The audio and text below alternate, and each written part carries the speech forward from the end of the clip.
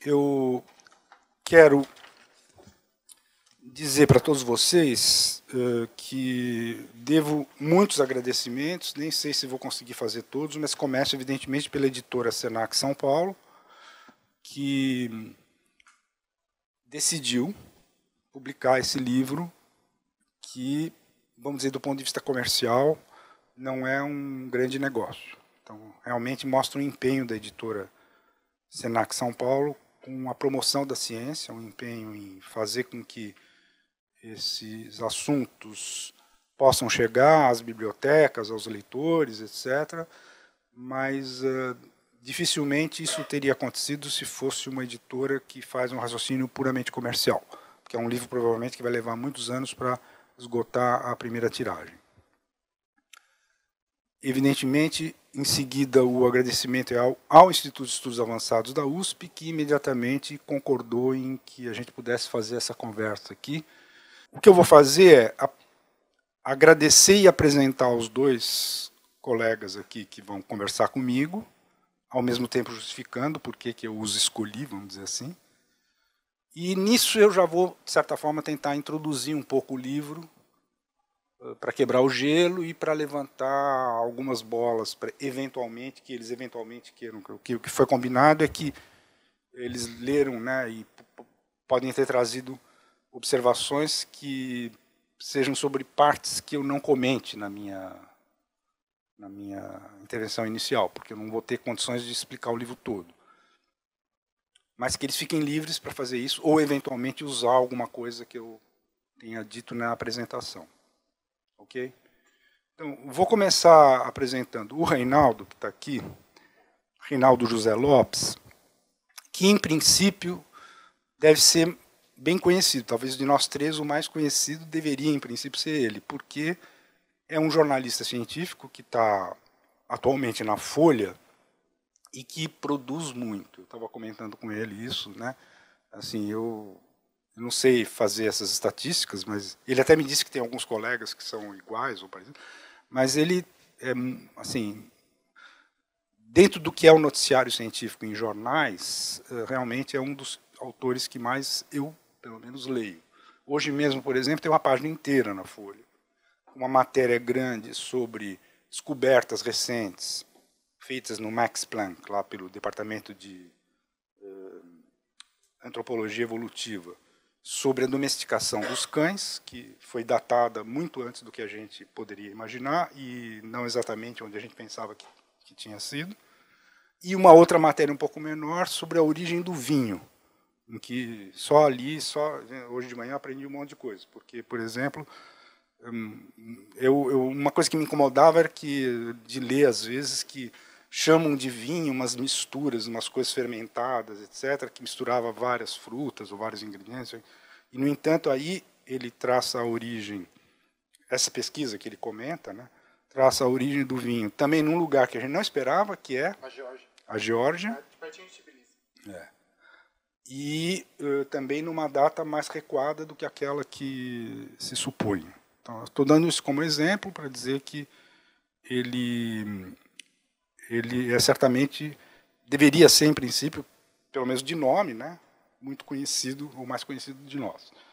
Mas, além disso, evidentemente, isso aí eu já vou também justificando, porque tem vários jornalistas científicos, não muitos, mas poderiam ser outros, mas ele tem esse livro aqui, que ele publicou em 2009, Além de Darwin, que tem muito interesse, então, desde essa época, me chamou muita atenção, eu reli recentemente, acho umas leituras mais agradáveis sobre esse tema, disponível em português, com certeza. E, além disso, ele mantém um blog, que está hospedado na Folha, né, cujo título é Darwin e Deus, o que é um assunto extremamente interessante e que... Você quer ver? Que, portanto, já é o suficiente para que a gente justifique aqui porque que eu fiz um pedido a ele, e ele está fazendo um grande sacrifício, inclusive porque ele mora em São Carlos, então teve que vir hoje cedo de ônibus de São Carlos para cá, tal. Então, assim, nem sei como agradecer essa gentileza toda. Mas, além disso, ele publicou mais recentemente, este ano, né, em agosto, esse livro sobre uma coisa que nós continuamos a ignorar muito, que foi a realidade das sociedades que existiam aqui antes da chegada do Cabral. Então, 1499, o Brasil antes de Cabral. E ele conseguiu reunir aqui tudo que tem de mais recente em termos de descobertas sobre essas sociedades, o que, em princípio, inclusive, deve gerar muita polêmica, aí, principalmente com o pessoal, com vários preconceitos que existem sobre essas sociedades pré-colombianas, no caso aqui, pré-cabralinas, né? Bom, e destacando também que ele é Prêmio José Reis, para quem é da área e sabe o que é o Prêmio José Reis na área de divulgação científica, então também já seria suficiente, eu acho que completo com isso a apresentação, e ao mesmo tempo também está claro por que eu achei interessante insistir para que ele viesse. O Oswaldo Pessoa Júnior não tem essa visibilidade toda que tem um jornalista, mas deveria, mereceria ter. Eu acho, ele não concorda, mas eu acho que deveria. Porque é uma espécie rara. Porque ele fez física e se dedicou à física quântica, ao mesmo tempo praticamente fez filosofia, logo depois também se graduou em filosofia, fez uma carreira nessa área da filosofia da ciência, principalmente, o teu doutorado é de História e Filosofia da Ciência, ou Filosofia e História da Ciência, né? E é professor já há bastante tempo do Departamento de Filosofia aqui da Universidade de São Paulo, e além dessa ligação, desse interesse dele, da possibilidade dele discutir filosofia e história da ciência com conhecimento de causa sobre a física quântica, ele tem várias outras linhas de pesquisa e interesse, e uma delas que vai ser importantíssima, com certeza, para a temática, aqui mesmo que na conversa ela não ocupe muito tempo, é que ele se dedica cada vez mais ao que normalmente a gente chama teoria da mente, ou, enfim, a grande questão que, pelo menos eu levanto logo no início do livro, é da dificuldade com que os materialistas darwinianos lidam com a questão da consciência, que é um assunto que é por ele tratado. Então, ele tem, inclusive, uma disciplina na pós, né, agora, na graduação, que é filosofia da mente. Mas, enfim, o Oswaldo também publicou, eu vou dizer como é que eu conheci ele já, mas, e por quê, mas, assim, ele publicou muitas coisas, ele tem na página dele, do departamento, lá, é muito completa, com todas as publicações, de artigos, etc., mas eu vou destacar aqui 2 livros, um que foi através desse que eu o conheci, é Teoria Quântica, Estudos Históricos e Implicações Culturais, publicado pela EduEPB, Paraíba, né? E antes disso, um livro que é só dele, porque esse aqui é uma coletânea, né? Um livro que é só dele, que é Conceitos de Física Quântica, são 2 volumes. Ambos os livros que eu citei aqui foram prêmios Jabuti, em primeiro lugar. Acho que então, também acho que já é suficiente para dizer. Agora, é interessante eu contar um pouco por que a gente entrou em contato e por que ele me ajudou muito em muitas das coisas que eu pude escrever nesse livro que nós vamos debater hoje. É porque um dos grandes teóricos da ciência política, com o qual eu lidava muito por causa das relações internacionais, ele é, na verdade, um grande teórico das relações internacionais, portanto, da ciência política, e andou, há muitos anos atrás, polemizando muito sobre o estatuto teórico dessas ciências, que a gente chama de ciências humanas. Etc. Ele acabou chegando à conclusão de que todo isso que normalmente eu não gosto dessa palavra, mas vou usar porque todo mundo vai entender, o paradigma com o qual é muito newtoniano. E aí ele se dedicou durante 10 anos ao estudo da física quântica, mas não só por conta dele, mas porque, felizmente, o irmão dele é físico quântico, e depois dedicou 10 anos da vida dele. Imagine uma pessoa que está nos 50, tirar 10 anos para se dedicar a esse assunto, e publicou um livro em que ele basicamente defende a tese, vamos dizer assim, de que as ciências serão unificadas graças à teoria quântica. E isso, para mim, foi um grande choque, primeiro porque eu tinha tenho ainda, né, uma grande admiração por ele, como teórico, mas porque eu estava na direção, muito humildemente, na direção oposta de perceber uma aproximação muito grande entre as ciências, não unificação, mas uma aproximação epistemológica em torno justamente do que normalmente se chama de darwinismo. Já vou explicar por que eu prefiro não usar o termo darwinismo, porque ele me soa doutrinário. Muitos autores darwinistas muitas vezes usam isso como se houvesse uma doutrina, alguma coisa para ele, não é o caso. Então, no desenrolar da conversa, se for o caso, eu explico melhor por que eu optei por materialismo darwiniano. Tem motivos específicos para isso. Mas o fato é que nessa altura, então, quando eu levei esse choque, de eu estar numa linha de pensar, se tiver alguma coisa que vá poder ajudar as ciências humanas, principalmente as ciências sociais, etc., vai ser esse pessoal começar a estudar uma coisa sobre a qual eles têm um tremendo preconceito, porque é impressionante como no meio que eu vivia. Eu passei 30 anos num departamento de economia.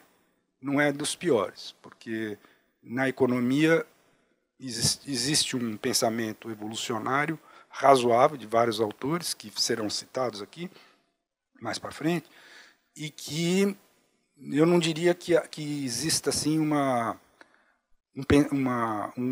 espécie de horror à ideia do darwinismo.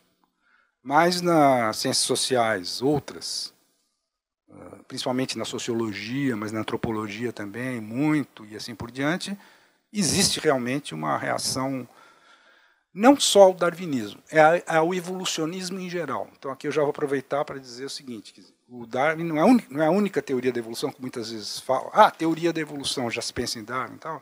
Existem muitos autores nas ciências humanas que são evolucionistas e não são nem um pouco darwinianos.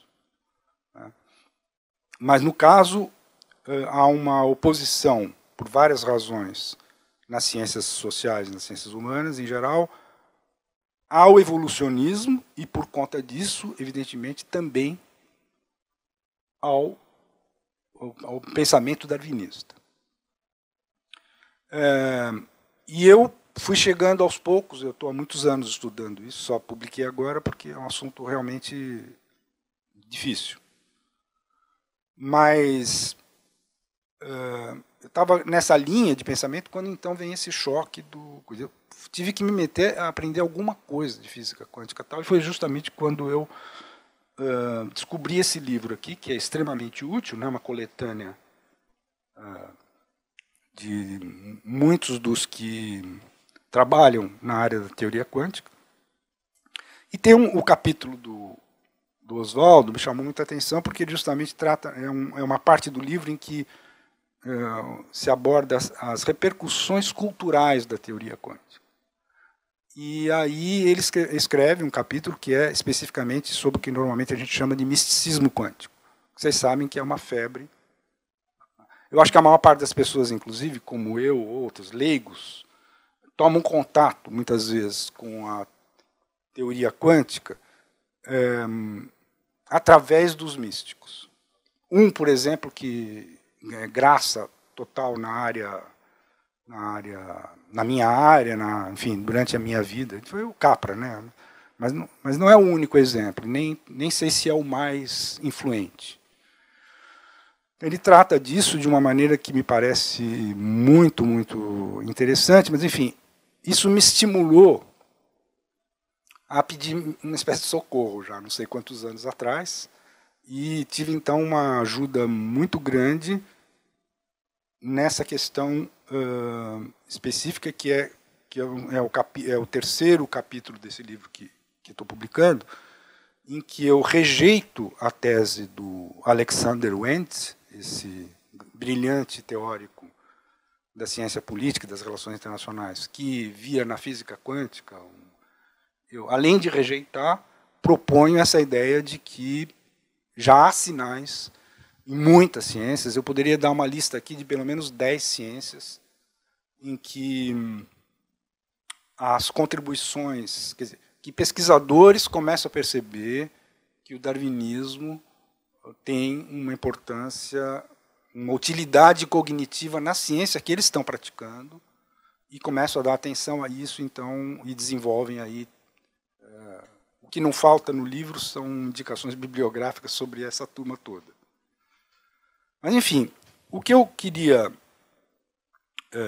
principalmente dizer, e agora, então, saindo um pouco exatamente das apresentações e entrando mais no conteúdo do livro, assim, para quebrar o gelo, chamar a atenção de vocês pela primeira coisa é o seguinte: são 3 pessoas que vão conversar aqui sobre materialismo darwiniano, e nenhum dos 3 é biólogo.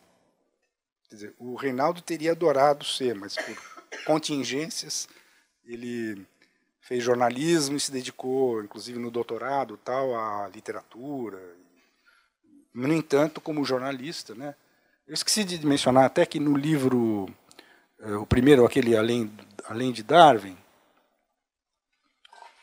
nesse aqui, ele principalmente juntou um monte de colunas que ele tinha publicado no G1, né, no tempo que você estava na Globo.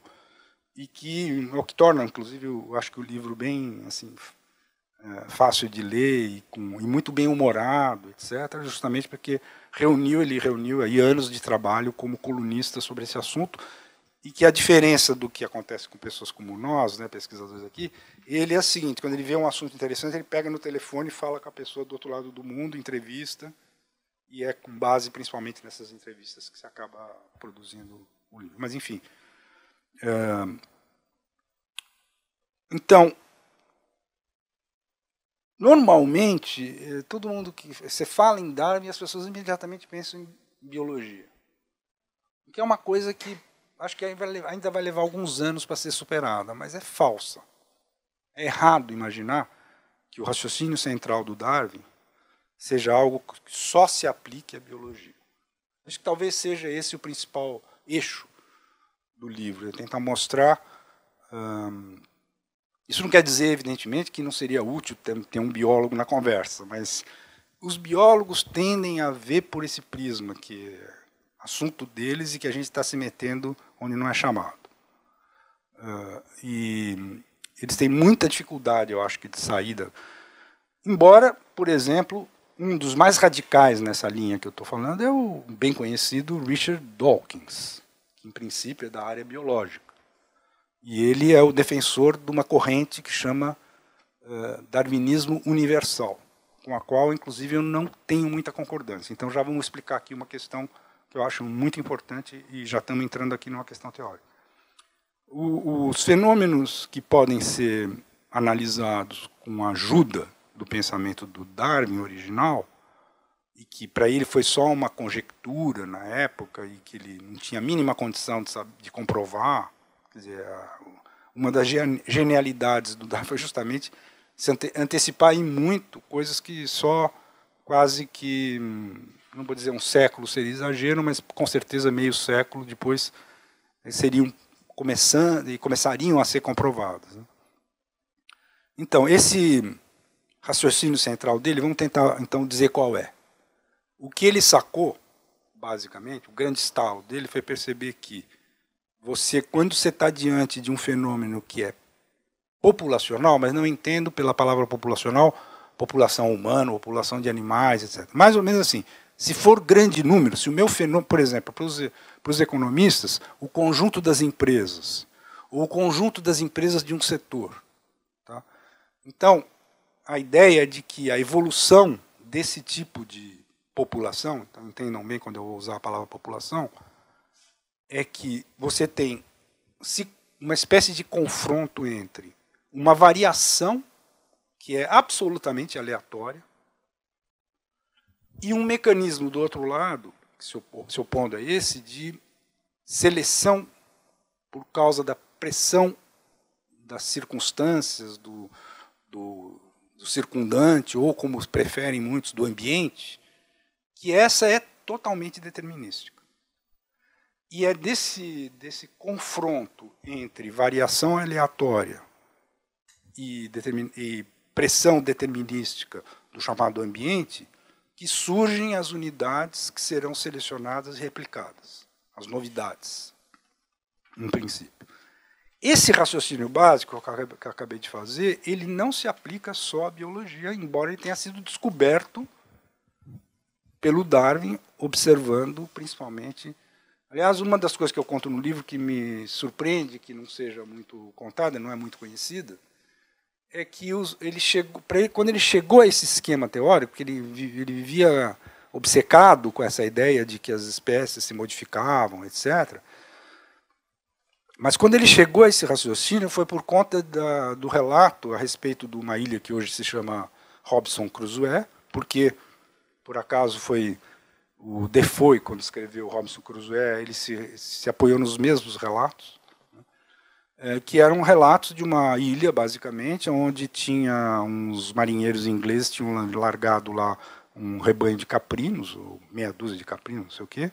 Teve uma espécie de superpopulação de caprinos, aí outros marinheiros que passaram por lá largaram lá uns cães, e depois de um tempo essas duas espécies começaram a coevoluir, e os caprinos, evidentemente, que expulsos para as altitudes, e só aqueles que eram os mais aptos para conseguir sobreviver nesses. Então, o processo passou a selecionar aquelas características que permitiam que os melhores, os mais capazes, os mais aptos dos caprinos sobrevivessem. Esse relato foi transposto pelo Malthus para as populações humanas num erro terrível, né? Porque ele ignorou que, no caso dos humanos, existe uma coisa chamada capacidade de inovação, principalmente. Mas o Darwin nunca nunca cometeu esse engano do Malthus. Ele se circunscreveu especificamente às espécies não humanas, na origem das espécies. Ele não dedicou sequer. Na verdade, tem uma linha lá em que ele fala qualquer coisa sobre os humanos, mas não. E ele esperou até 1871, né, praticamente 59 a 71, 15 anos, para publicar então aí o que ele tinha, porque durante todo o tempo ele estava anotando também como que a coisa funcionava para as populações humanas. E ele só publica em 1871 e justamente dizendo o inverso do que os malthusianos imaginam, que aí é complicado o que eu vou dizer. É o seguinte, é que a seleção natural seleciona nos humanos exatamente aquilo que a contraria. Não é nem um pouco óbvio isso que eu acabei de dizer, né? E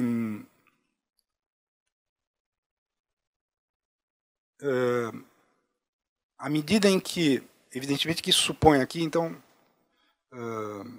eu já devia ter falado de uma outra polêmica importante antes disso, mas vou tentar. Isso evidentemente está supondo que existe seleção de grupo, né? Porque foram os instintos sociais, a ênfase dele principal é essa, os instintos sociais que foram sendo selecionados. E ao selecionar os instintos sociais, começaram a surgir as instituições que vão se contrapor à seleção natural. Qual que é o elo que faltou e que é fundamental que coloque agora, que é sobre a questão da seleção de grupo. E aí acho que a melhor maneira é destacar que o Edward Wilson, que talvez seja o principal biólogo vivo, se é que é possível, né, apontar um assim, ele foi meio que contrário quase que a vida toda à seleção de grupo, acabou, alguns anos atrás, convencido de que a seleção de grupo existe, e ele propõe uma ideia de seleção multinível, que ele diz basicamente o seguinte, é que o que a gente vê na evolução das populações humanas é que uma seleção que é individual, mas que é fortíssima, e que, portanto, é muito difícil que a seleção de grupo predomine ou vença a seleção individual. Por isso ele propõe a ideia de seleção multinível. Como é que ele mudou de ideia? Principalmente convivendo com dois pesquisadores, pelo menos da biologia evolutiva, e aí profundamente em matemática, coisa que eu acho que ele pessoalmente não poderia ter feito. Um é o Martin Nowak, não sei se é assim que pronuncia, e uma pesquisadora que aí sim a pronúncia, como é que eles pronunciam, não tenho a mínima ideia, nunca ouvi. Mas, enfim, para nós seria Corinne Tarmita. Né? Tarmita. Eu nem sei direito de qual a origem exata desse nome e muito menos como é que eles pronunciam nos Estados Unidos. Mas esses dois pesquisadores mostraram que, usando aí modelagem, com base no princípio essencial, nessa conjectura do Darwin, para explicar a cooperação entre os humanos. Eu espero ter uma oportunidade depois para voltar a falar disso com mais devagar, mas eu queria dizer para vocês o seguinte, que isso me parece uma das duas principais polêmicas ou controvérsias entre os biólogos que ajudariam muito, que vão ajudar muito as ciências humanas a prestar atenção na coisa. Quer dizer, no caso aí, a tese que veio a corroborar não só a ideia da seleção de grupo, mas sobretudo de que nós somos muito mais cooperadores do que parece. E o que o Nowak principalmente tenta mostrar é todos os mecanismos de cooperação, que até há pouco tempo, na ciência política, por exemplo, tinha um gênio, que era o Axelrod, que falava em um mecanismo de cooperação baseado fundamentalmente no nepotismo e na reciprocidade. E foi a partir daí que ele, como ainda estudante de doutorado, né, o Nowak, começou a se colocar as perguntas, a partir dessa resposta do Axelrod, ele começa a se colocar uma série de perguntas, e hoje existem outros autores que listam praticamente dezenas de mecanismos parecidos que nos levam a cooperar.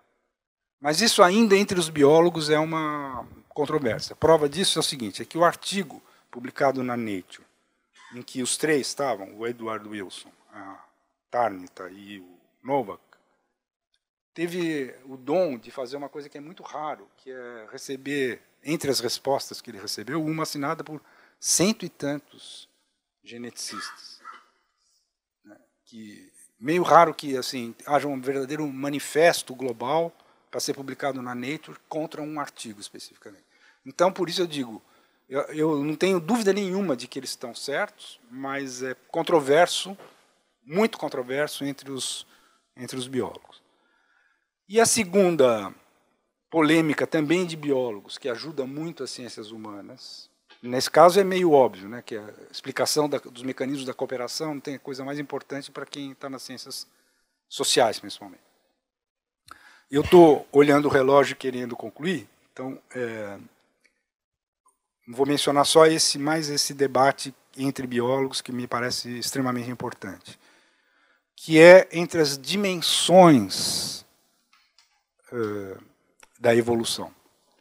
Então, são duas, as autoras são principalmente duas biólogas, duas geneticistas. Uma de Israel, chamada Iva Jablonka, e outra que vive na Inglaterra, que chama, o último nome é Lamb, mas eu não estou agora me lembrando exatamente o primeiro nome dela. E elas publicaram um livro que me parece uma obra-prima, foi traduzido no Brasil, infelizmente o assunto não é dos mais empolgantes por aqui, mas você certamente deve ter acompanhado isso, porque durante muito tempo o teu chefe da editoria de ciência foi o Cláudio Ângelo, e ele foi o tradutor desse livro, que chama As 4 Dimensões da Evolução. E 4 dimensões qual? Essa que foi a mais estudada, e continua sendo a mais estudada, que é genética. Mas depois tem uma outra, que é a epigenética, que é basicamente uma evolução também biológica, mas que não passa pelo DNA.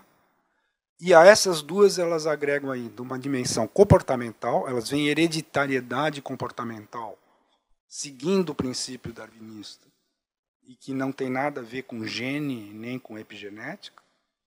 E ainda uma quarta, que essa é a mais controversa de todas, que elas chamam de simbólica, e que se relaciona aí um pouco com essa coisa do Richard Dawkins, que ele chamou de memética, mas isso é uma coisa que a minha impressão é que não evoluiu muito.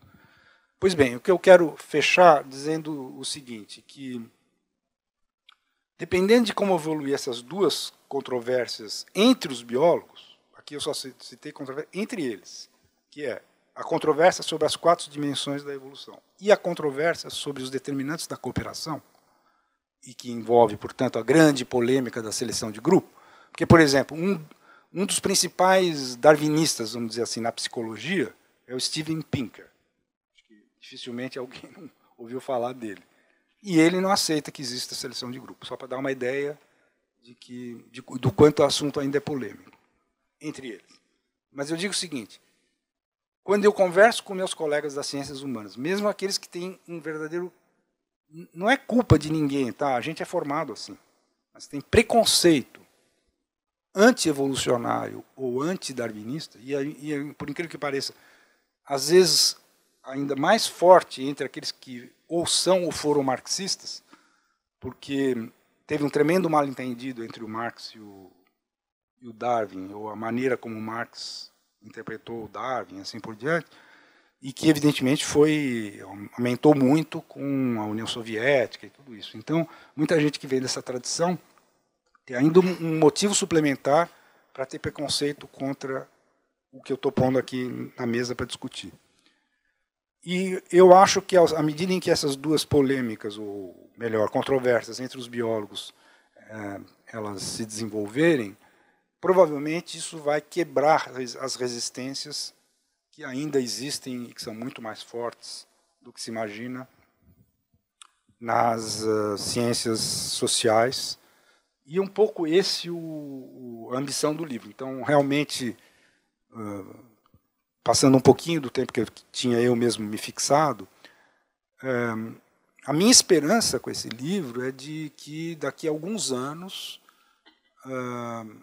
haja uma espécie de início de reconhecimento dessas coisas e que ele venha a ser mais útil do que talvez ele possa ser hoje. Isto é, no momento, os interlocutores para um tema como esse que eu estou levantando no livro, eu tenho a impressão que eles são poucos. Um dos meus objetivos, justamente, ao publicá-lo, é tentar mapear os interlocutores, para poder fazer com que essa discussão avance. E é com essa esperança também que eu acho que repousa a minha expectativa aqui nas contribuições que essa conversa poderá trazer. O que ficou meio combinado aqui foi que os mais velhos começam, foi a tirada do Reinaldo. Então, eu insisto com vocês, a ideia assim, da dinâmica, só para vocês que estão aqui saberem como é que a gente vai fazer. Nós vamos ouvir o Oswaldo, depois nós vamos ouvir o Reinaldo, provavelmente eu vou ter que falar alguma coisa em seguida, e é provável que eles também tenham alguma coisa a falar depois de eu reagir. Uma vez feito esse ciclo, aí a gente abre para perguntas dos presentes ou dos que estão online. Tudo bem? Muito obrigado. Então, Oswaldo, acho que você tem um microfone aqui, mas... Bem, é um prazer estar aqui. E eu queria começar chamando a atenção para esse livro, né? Amor à Ciência, Ensaios sobre o Materialismo Darwiniano, que é uma obra que a gente poderia classificar como uma divulgação científica e filosófica, né? Tanto nas ciências naturais quanto nas ciências humanas e também filosofia. E que é um livro que tem uma amplidão muito grande, né? É um livro com ideias muito... Quer dizer, a ideia de juntar tudo é uma ideia muito boa. Agora, como, né, o próprio autor já mencionou, ele não é um especialista, né, nesse assunto, mas eu estou querendo elogiar essa atitude de você querer explorar uma área e fazer uma divulgação, sabendo que você pode fazer pequenos erros, né? E às vezes a gente tem medo de fazer uma obra mais vasta para atingir algum objetivo que a gente acha importante, por medo de errar, né? Mas isso é inevitável quando a gente sai da nossa área. E é claro, então, quer dizer, ele me procurou, eu pude, sei lá, dar uns comentários sobre algumas coisas que eu entendo. Eventualmente, alguns biólogos vão também apontar alguns pontos aqui e ali que precisam de correção, e certamente ele vai ficar feliz com isso, né? Mas, então eu queria, sei lá, parabenizá-lo por ter feito esse tipo de livro, que na verdade não é o primeiro, né? É uma carreira de livros de divulgação em economia, em sustentabilidade, né? E outras áreas. E, eventualmente, os temas desse livro podem a gente pode até convidar pessoas para aprofundar cada um dos capítulos, especialistas para aprofundar, criticar, né? Chamar antropólogos, os cientistas sociais que não são muito simpáticos ao evolucionismo, os biólogos, mencionar essa controvérsia que você mencionou aí dos mais ortodoxos e da nova síntese estendida, né? Da Jablonka, etc. O que eu pensei em falar são só 2 pontos, assim, só para iniciar um debate. Primeiro, realmente é curioso esse fenômeno do misticismo quântico, né? E é curioso que o Wendt tenha considerado que a física quântica, em termos da sua ontologia, né, das coisas que ela fala sobre o mundo, da natureza dos átomos, o fato dos átomos serem meio ondulatórios, e do fato de que há toda uma discussão em física quântica sobre o papel do observador, né? Há aqueles que acham que esse papel é mais ativo, há aqueles que acham que esse papel é dispensável. É surpreendente que ele tenha tomado essas ideias que estão, de certa forma, na margem da ciência, né? As ideias de que a física quântica está ligada à espiritualidade humana é uma ideia que começa já nos anos 30, com a física quântica mesmo, mas ela não é aceita pela maioria dos físicos, né? Apenas alguns, vamos dizer, uns 5% dos físicos talvez aceitem isso. Em outras áreas a aceitação é maior. E, de maneira simplificada, a ideia de que a física quântica está relacionada com a psicologia humana vive na margem da ciência, no terreno da popularização científica, né? Dos livros de divulgação, de autoajuda, esse tipo de coisa. Então, a gente tem uma visibilidade, mas não é muito... Essa tese de que a física quântica está relacionada com a consciência não é uma tese bem aceita entre os físicos. Então, surpreende que o Wendt, né, tenha colocado isso como o fundamento da sua obra. Mas a ideia de você olhar para uma ciência, tipo a física quântica, uma ciência moderna, ou a biologia evolucionista, como você fez, e tentar generalizar certas ideias dessas ciências para outras ciências, é algo, né, fecundo, é o uso da analogia para ter novas ideias e testá-las, ver quais ideias realmente funcionam e quais não, né? Então, não tem nada de errado você talvez olhar para a física quântica e falar, será que não tem alguma coisa aí que a gente possa generalizar para outras? Como sugestão, eu acho que a ideia de que a mente é capaz de, né, interagir com a matéria diretamente, eu acho que ela não existe. Não existe uma aceitação desse tipo de ideia, como eu já falei, entre os físicos, né? Não há uma base confiável para a gente acreditar nisso. Mas, se a gente olhar para a teoria quântica, segundo algumas interpretações, ela tem uma estrutura que é interessante.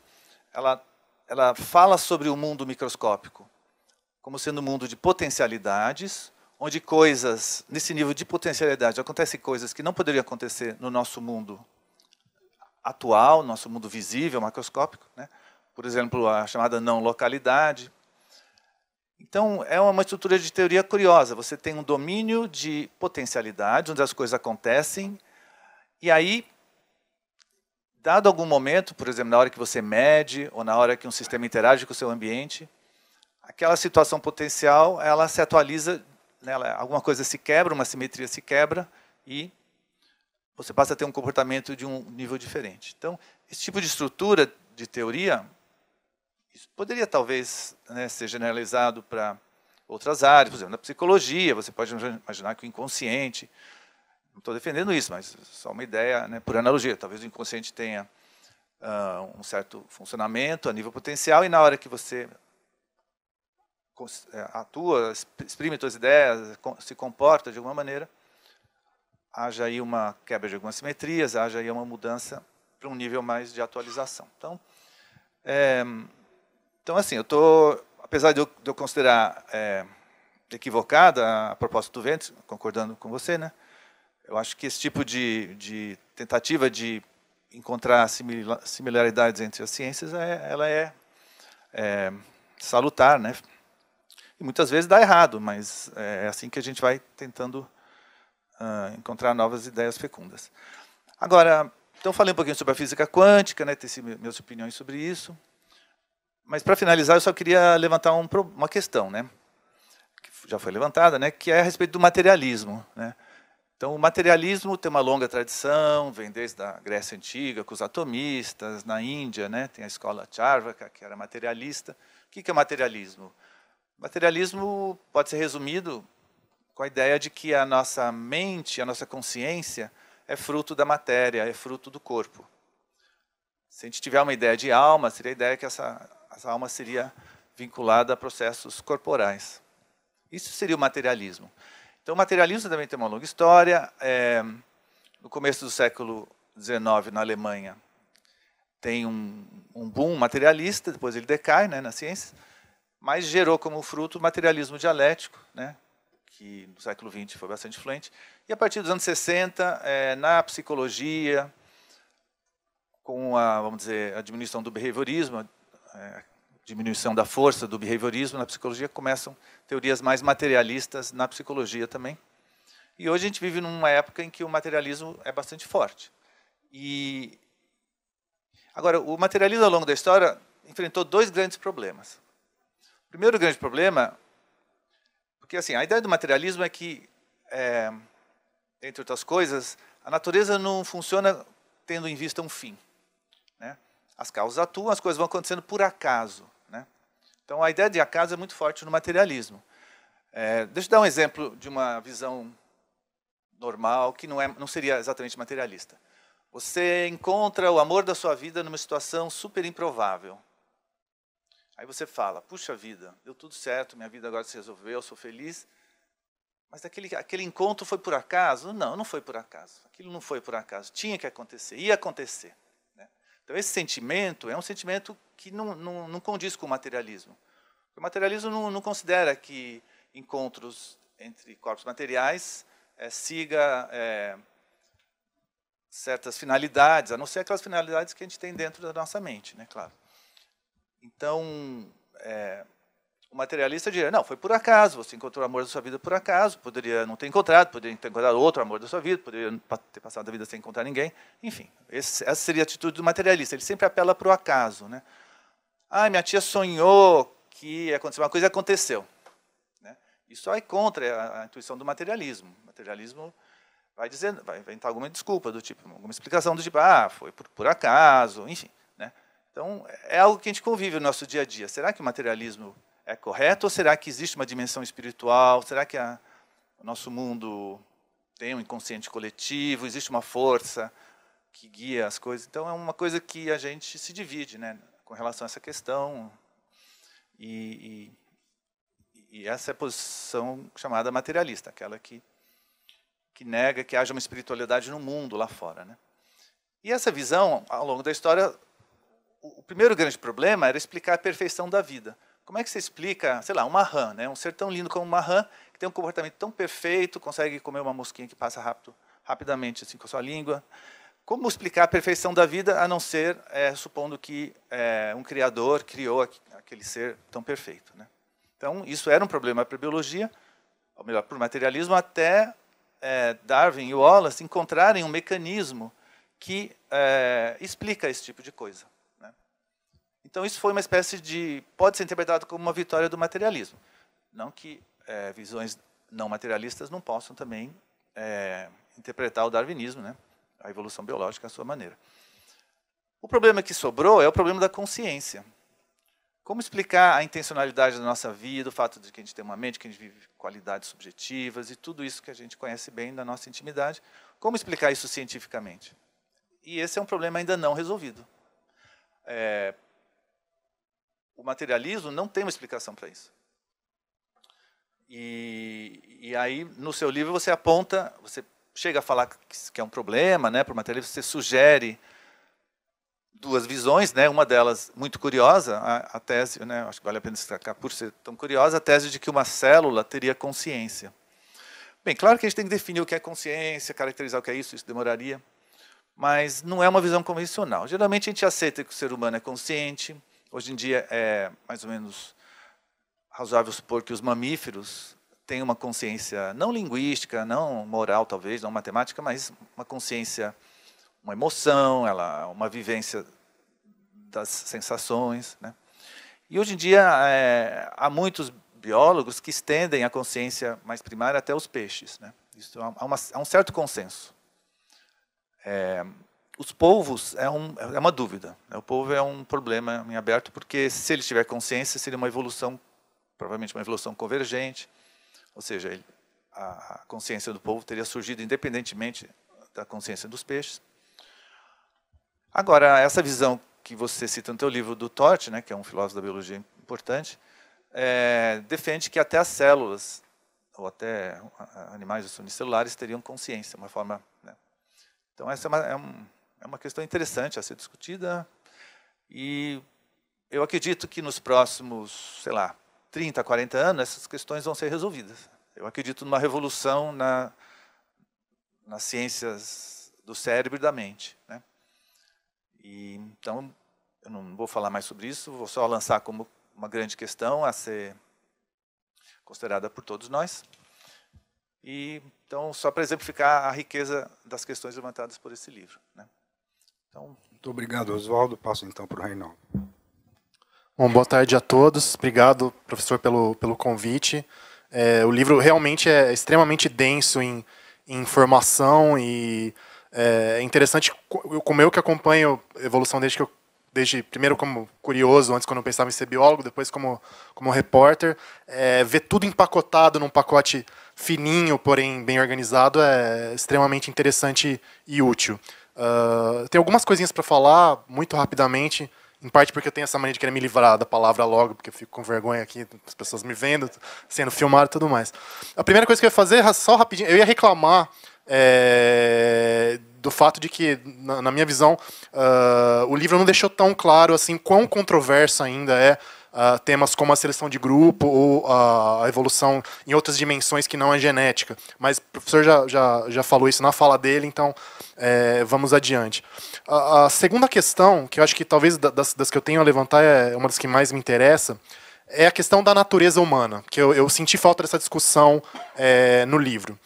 A gente está falando de como traduzir o modelo, o algoritmo, né, como o Daniel Dennett usa, o algoritmo darwiniano para outras áreas, e eu acho que a lógica dessa tradução para ciências sociais tem muito a ver com a questão da natureza humana, de você reconhecer que existe ao menos, se não... daí quantificar é complicado, assim, é 50%, é 30%, é 70%, mas enfim, que existe um núcleo duro biológico que embora não determine, influencia muito os comportamentos humanos em todas as suas esferas. Então, esse talvez seja o ponto de partida para essa tradução da biologia para as ciências sociais. E é o ponto mais controverso, eu acho, e a análise que eu faço, eu não tenho tanta base empírica para dizer isso, mas a sensação que eu tenho ao ler a literatura sobre o tema é um pouco essa, de que ele é tão controverso em parte porque a gente tem uma tradição de ciências sociais, ao menos aqui, eu acho que em grande parte do mundo também, muito dominada pela visão marxista, pela visão de esquerda, de maneira mais geral, e politicamente, para uma visão que tem uma ligação muito forte com as grandes utopias do século XX, desde o século XIX até o século XX, a ideia de que a natureza humana não é infinitamente maleável é incômoda. Então, se você vai afirmar, com base na biologia, de que você não pode mexer infinitamente na natureza humana, tem coisas que você não vai conseguir alterar ou melhorar, se você for tentar mexer, você vai quebrar em vez de resolver, é isso que talvez seja a grande barreira. Eu senti um pouco de falta de discussão desse tema no livro. Pode ser, não sei se é um pouco de preconceito da minha parte, mas, enfim, fiz toda a minha carreira acadêmica nas ciências humanas, eu sinto muito isso toda vez que a gente começa a falar de evolução e de biologia de maneira geral. Outro ponto que eu acho importante, e aí volta um pouquinho para a questão do meu blog que o professor citou no começo, que se chama Darwin e Deus Não à Toa, porque eu discuto ciência e religião, quando você passa quando tem essas tentativas de passar o pensamento darwinista para outras áreas do conhecimento, tem um detalhe interessante que está numa nota de rodapé do livro, inclusive, que é o trabalho de um físico chamado Lee Smolin, que ele tem uma ideia muito interessante de seleção natural cósmica. Não sei se alguém aqui conhece, mas é basicamente para explicar as constantes do universo, que parece estar muito bem ajustadinhas, né? Tá tudo certinho, aparentemente, para você ter moléculas da vida, depois aparecer vida no universo, você mudar pequenos parâmetros da massa do átomo, da massa de partículas, das forças atômicas, enfim, você vai, se você mexe um pouquinho, você bagunça tudo, adeus planetas, adeus estrelas, adeus vida. Como explicar isso se você não postular que alguém cujo nome começa com D maiúsculo ajustou as constantes lá no começo do surgimento do universo? Uma das ideias para isso é o multiverso, o fato de você ter a ideia de que você teria infinitos universos, cada um com alguns parâmetros que podem variar infinitamente também. A gente deu sorte de estar no que tem os parâmetros certinhos. E como é que a gente chegou nisso? Seleção natural cósmica. Na verdade, os universos que são favoráveis à vida são os que conseguem produzir buracos negros com mais abundância. Seriam mais ou menos os mesmos parâmetros para você ter supernova e buraco negro. E cada buraco negro você cria um universo novo. E justamente os universos que se multiplicam mais, que se tornam mais predominantes na população do multiverso, de universos, são esses que geram buracos negros. Então essa é uma ideia de seleção. Resumindo, muitos, se vocês quiserem, talvez, que eu esclareça depois, a gente pode conversar um pouco mais. Mas essa é a ideia da seleção natural cósmica do Smolin. E outras ideias do multiverso também vão por esse caminho. Tem um ponto em comum dessas ideias que, a minha impressão, e o Smolin deixa isso declarado, e acho que outros pensadores dessa área também, outros físicos, deixam isso meio declarado, que tem, além do aspecto científico, tem um aspecto quase metafísico mesmo, de, pelo amor de Deus, só que não, eles não vão falar pelo amor de Deus porque eles não acreditam em Deus, mas a gente tem que tirar de qualquer possibilidade de deixar qualquer pontinha solta no pensamento científico para que alguém tenha uma desculpa para dizer que dá para postular Deus cientificamente. Então, com essa motivação quase visceral contra a ideia da divindade, é que os caras acabam bolando, às vezes, esse tipo de ideia. Lógico que eles vão levar em conta todo o conhecimento empírico que existe e tal, mas tem essa motivação metafísica por trás. Né? Eu sinto muito isso. Essa mania de chamar Darwin, que eu acho uma expressão péssima, mas as pessoas adoram. O homem que matou Deus. Tá? Eu acho uma babaquice completa isso, para ser bem sincero. Mas, então, é engraçado como essa coisa que não é 100% científica, mas é quase uma escolha metafísica também, às vezes motiva esse tipo de teoria, de hipótese, enfim. Deixa eu ver se tinha mais alguma coisa. E outra coisa, uma coisa mais até curiosa, mas de repente seria legal para vocês pensarem e enfim, para entrar aqui no contexto do livro, ainda falando de ciências humanas, de uso do Darwin nas ciências humanas, uma área que tem aparecido, embora ainda muito timidamente, mas que eu acho muito estimulante, é o chamado darwinismo literário. Você aplicar as ideias da teoria da evolução para entender obras de literatura, em especial os clássicos. Né? Você pensar... tem um trabalho muito interessante sobre a Ilíada, para quem quiser procurar, acho que se chama The Rape of Troy, né, o estupro de Troia. Eu já pensei em escrever um livro com esse enfoque sobre a Bíblia, por exemplo, acho que funcionaria muito bem. De você pensar que os temas, né, os personagens, a maneira como personagens interagem na literatura estão muito ligados a essa natureza humana moldada pela evolução. Acho que o exemplo meio banal, mas acho que faz muito sentido. Não é à toa que um dos grandes temas da literatura em todos os lugares, todos os tempos, é o adultério, né, gente? Por que será? Porque a coisa tem diretamente ligação com sucesso reprodutivo, que é a base da evolução. Então, acho que é uma outra coisa talvez interessante a se pensar. Por enquanto, é isso. Obrigado pela atenção. Beleza. Então, para que funcione, eu vou tentar reagir de forma muito curta, dando a oportunidade de vocês a voltarem ao assunto antes que a gente abra para perguntas.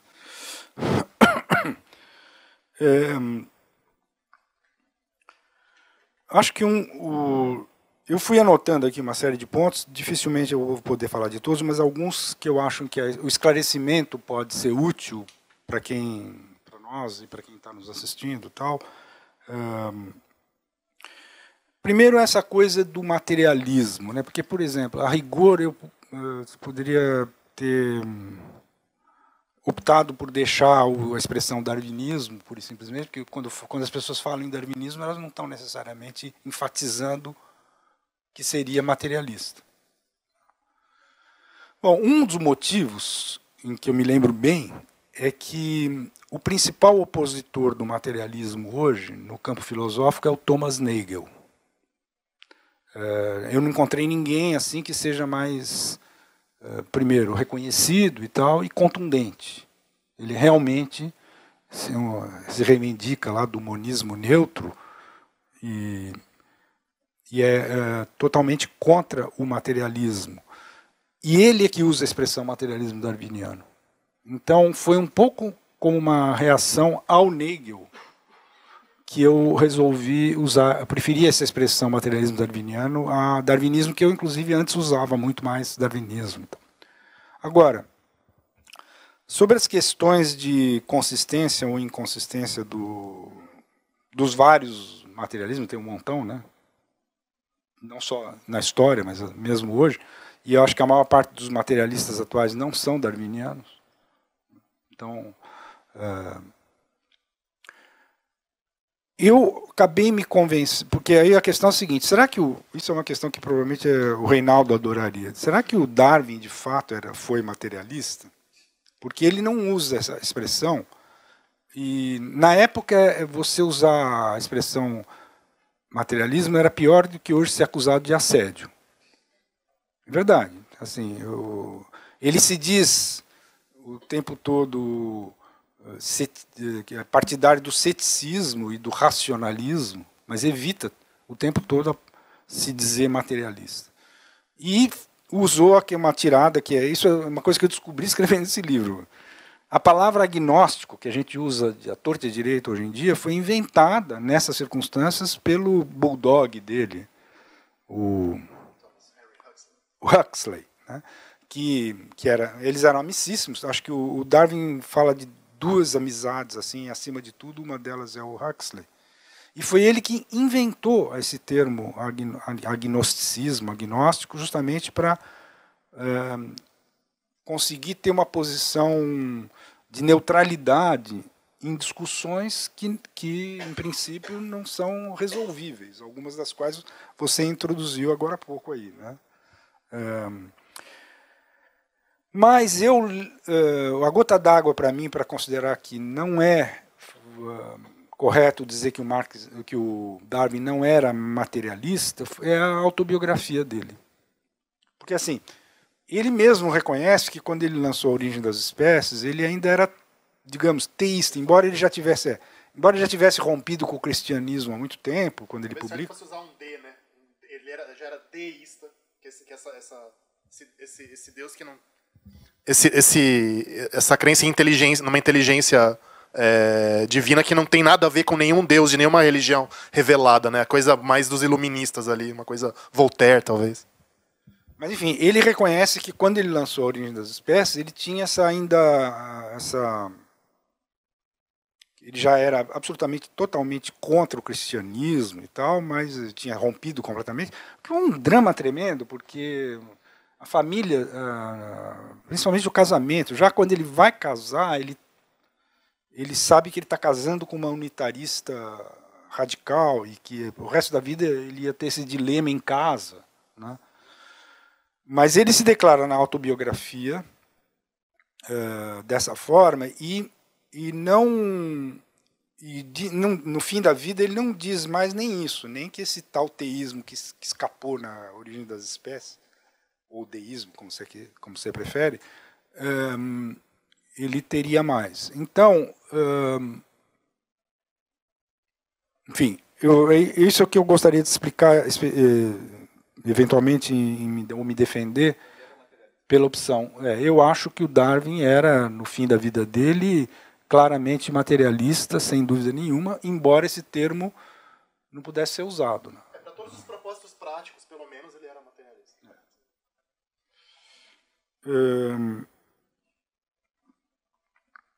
Bom, a outra coisa é justamente aproveitar para comparar com o caso do Wallace, porque o Wallace também chegou às mesmas conclusões que o Darwin a respeito da questão da seleção, e talvez, de certa forma, antes, não sei se é antes, mas foi junto, né? E evolução convergente. Eles se correspondiam e tal, e tinham foram formando uma visão comum. E o Darwin foi apressado a lançar As Origens das Espécies, foi pressionado a lançar, porque se ele não fizesse isso, o Wallace é que ia ficar com a glória. Né? Com certeza, foi uma coisa desse tipo. Só que a evolução do Wallace foi inversa. Ele se tornou ultra espiritualista, vamos dizer assim. Poderia até dizer místico, não sei o quê, mas assim, enquanto o Darwin, ao resto da vida, foi se aprofundando numa visão que, para todos os efeitos, é considerada materialista, o Wallace tomou uma direção oposta. O outro ponto, eu queria só o seguinte, essa questão da consciência, deixa eu explicar melhor. Eu fiquei muito surpreso, porque existe um autor que, inclusive, fez um prêmio Nobel de Medicina, que depois fez uma teoria sobre o darwinismo neural, é assim que ele chama a teoria dele, que é o Edelman. Né? E que, bom, é mais ou menos seguido por exemplo, o Oliver Sacks é um seguidor do Edelman, claramente, né? Explícito. E que ele, no caso dessa teoria dele, ele diz o seguinte, que o nosso cérebro é seletivo e que os neurônios estão sob uma influência de uma dinâmica seletiva darwinista. Essa é a ideia fundamentalmente dele. Só que para ele, não tem essa coisa de consciência que você vai procurar fora do cérebro. E ele é um dos materialistas darwinistas aí que estão... Em contraposição, justamente o Patrick Tort, que é pouco conhecido, infelizmente, no Brasil, mas não é só aqui no Brasil, é que o cara que escreve em francês obrigatoriamente acaba ficando desconhecido. Né? Ele não tem quase nada publicado em inglês. Quase como escrever em latim. Hoje em dia é. Mas, enfim, ele é assim, de todos os autores que eu pude visitar, assim, é o cara que mais me impressionou em termos de uma criatividade e de um trabalho que ele fez. Ele dedicou não sei quantos anos da vida dele a fazer uma enciclopédia do darwinismo. Ele tem uma fundação internacional dedicada à obra do Darwin e assim por diante. Enfim, eu não vou... O livro dá uma ideia assim, da obra dele e tal. Eu me apoiei em alguns dos livros que estão citados. Mas o que mais me impressionou foi justamente o que o Oswaldo chamou a atenção aqui. Ele... Aí não tem dúvida nenhuma, porque a principal obra dele, que é um catatal de umas 800 páginas, é justamente o materialismo. Não é nem o materialismo darwiniano, embora lendo você percebe que é isso, que é o materialismo darwiniano. Ele recusa essa ideia do Edelman, em geral, sem muita coisa, com o argumento de que não tem sentido você ligar a consciência a um cérebro, a existência de um cérebro. E aí vai a esse ponto de falar em consciência celular. Né? Agora, o que é interessante chamar a atenção aí realmente eu estava batendo na fronteira, eu não tenho... e aí, sem interlocutores. Por quê?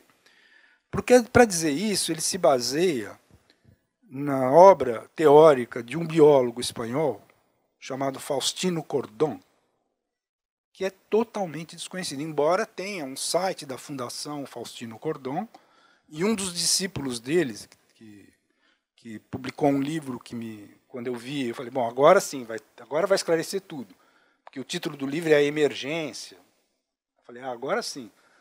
Um livro absolutamente incompreensível. Aí, assim, eu bati realmente na fronteira nesse seguinte sentido, que é biologia teórica, provavelmente, eu suponho que de fronteira, e que simplesmente eu não consegui nem entender esse livro do Contilos, que é o seguidor do tal do Faustino Cordón, no qual se apoia Patrick Tort, esse grande darwinista, para contrariar teorias como a do Edelman. Então, realmente, aí acho que esse se tem um assunto a ser muito explorado daqui para diante, é justamente a oposição que pode haver entre os materialistas darwinianos quando o assunto chega nessa questão que é a consciência. Foi isso que eu mais chamei a atenção. Bom, e agora eu vou fazer uma observação bem rápida a respeito da tua ênfase na questão da natureza humana e das ciências sociais. Tem um autor, pelo menos, que dedicou uma imensa obra a isso e que é muito importante que seja conhecido, que é esse Sanderson, Stephen Sanderson, um sociólogo, que teve uma evolução muito interessante, porque no início ele era mais partidário de uma coisa que se chamava martelharismo cultural, e progressivamente ele não se chama exatamente darwinista ou darwiniano, mas assim, é um evolucionismo baseado no Darwin, que é o que ele defende, e justamente toda a ênfase dele é nesse ponto que você colocou. Quer dizer, que não faz sentido esse raciocínio percentual de quanto que da natureza humana é determinado pelo lado bio, pelo lado genético, etc. Porque não é uma questão de proporções, é uma questão de que é uma oposição que o tempo todo está trabalhando a evolução. Bom, e aí o tema mais cabeludo, eu acho, que o segundo que você se referiu, que é vamos dizer, ciência e religião. Né? Pessoalmente, eu me reconheci um pouco em alguns exemplos que você deu, de tipo, quando você falou assim, minha tia sonhou que não sei o quê, ou conheci o amor da minha vida e foi um acaso. Eu, pessoalmente, não vejo mal nenhum problema nenhum em considerar tudo isso acaso. Isso nunca nem me incomodou. Então, nesse sentido, pode ser que haja um viés, de fato, na maneira como eu trato o materialismo, sem muita preocupação. Assim, eu ainda não vi nenhum argumento razoável para me demover de uma atitude pessoal, materialista, radical, profunda. Nesse sentido, eu tenho a impressão que eu me distancio dos dois, né? Por razões completamente diferentes. Enfim, fiquem à vontade para dizer alguma coisa, senão a gente abre para perguntas. Você prefere? Então, passamos a abrir para perguntas que podem ser enviadas por quem estiver online. Eu nem sei se tem muita gente online. 12. Ou aqui. Fiquem à vontade. Ou a conversa não serviu para estimular.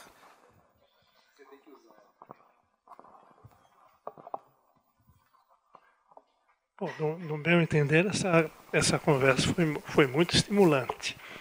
Eu estou com muita vontade de ler esse livro. De fato, é um assunto que é de um interesse assim, ultrapassa a ciência, tá certo? Eu tenho, enfim, eu tenho um respeito muito grande pelo Zé Eli, pelo Oswaldo também. Eu conheci agora o Lopes. Então é muito interessante. Eu vou fazer talvez umas duas perguntas, de umas coisas que eu gostaria de aprofundar.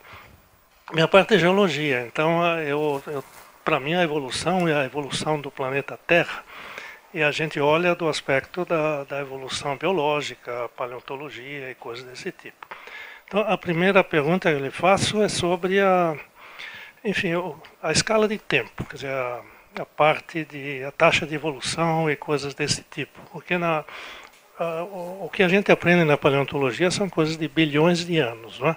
Quer dizer, a origem da vida lá para os 3 ou 4 bilhões de anos atrás, um monte de tempo em que a coisa evolui com uma lentidão impressionante, não é? Os procariontes, os eucariontes, etc. Então tem 2 ou 3 bilhões de anos sem acontecer praticamente nada. De repente, por questões da dinâmica do planeta, aí aparece uma taxa de evolução muito maior. No Cambriano tem a explosão da vida e aparecem todas as formas de vida que acontecem hoje em dia, e aquilo vai se modificando. E Darwin, a seleção natural, são as coisas que a gente aprende, não é? E a gente acredita. Agora tem a parte biológica, o DNA de fósseis, né? Toda essa parte que acaba comprovando uma série de situações, né? Agora, essa parte, incluindo então o materialismo darwiniano, é outra escala de tempo, porque vocês precisam precisam da mente, do cérebro, da consciência e coisas desse tipo. Então, o tempo é um tempo muito restrito, uma taxa de evolução extremamente rápida, não se compara com a evolução biológica. Não é?